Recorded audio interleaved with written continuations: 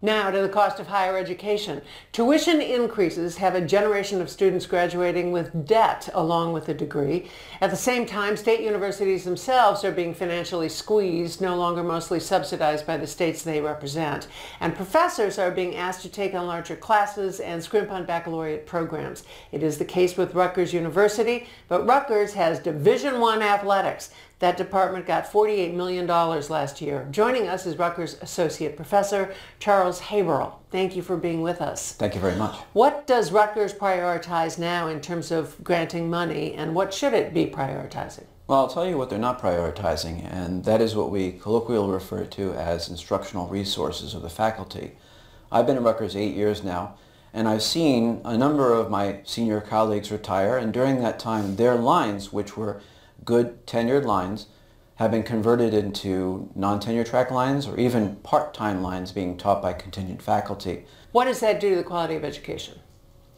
Well, these faculty are forced to teach larger and larger classes, which means less individualized instruction for all the students that they're teaching. It also means that they're less willing to compromise with their supervisors and also with the students. So they're very concerned about their instructional ratings from their students, and they need to cut corners. Don't all students rate their professors? Yes, they do all rate their professors. And you have said in an op-ed that it's causing the professors to be engaged in a popularity contest. Can you explain that? That's absolutely true, yes.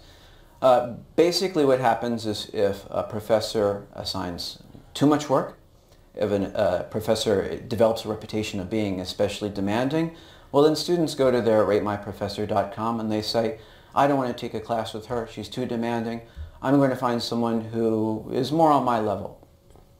Really? Do you feel as though has anyone you're a chair of a department, has anyone among your deans or chairs told you to dumb your classes down? Absolutely not. They've said, in fact, across the line, that's not what we're going to tell you to do. But the fact of the matter is, and some of my deans who have worked with me on this have said, we have students coming in all the time and we advise them, take this course with this professor, that's what you need to do.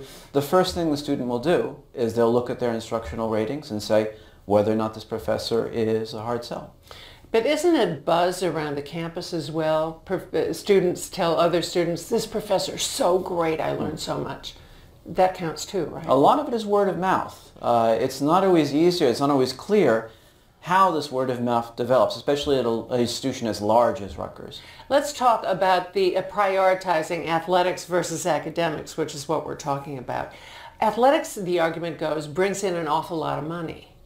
So it should get money in order to make money. How do you counter that argument? No, I absolutely think that athletics brings in a lot of money. It brings a lot of money in Texas. It brings in a lot of Oklahoma. It brings in a lot of money in Ohio. It does not bring quite as much money in New Jersey, unfortunately. In fact, what we're looking at is an athletics department that has a projected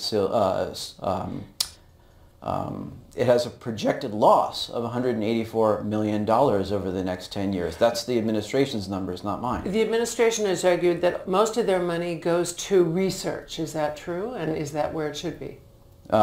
Which money? Are we talking about the students' tuition money or the money from the state? Or are we talking about all of it?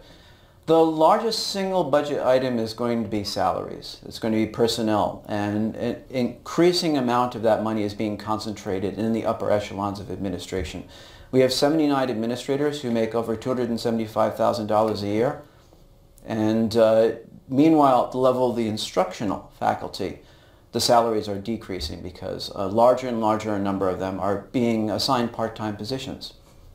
Thank you for being with us, Charles Haberl. Thank you.